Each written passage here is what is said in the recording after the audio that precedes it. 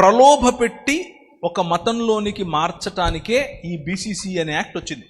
మళ్ళీ చెప్పనా, ప్రలోభ పెట్టి ఒక మతంలోని ఉంచటానికి ఈ రాజ్యాంగంలో ఉన్నటువంటి ఈ సవరణ జరిగింది. అంటే హిందువుగా నువ్వు ఉంటేనే నీకు ఎస్సీ ఎస్టీ రిజర్వేషన్ ఉంటుంది అని చెప్పేటటువంటి ఈ ఆలోచన ఒక ముగ్గు.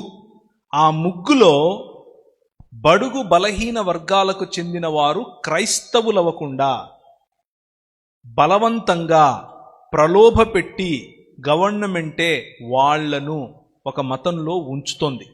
ఓసీలకు మళ్ళీ లేదు, అది ఓసీలు మార్చట్లేదు బీసీసీలో. నేను రిజర్వేషన్స్ గురించి మాత్రమే మాట్లాడుతున్నాను.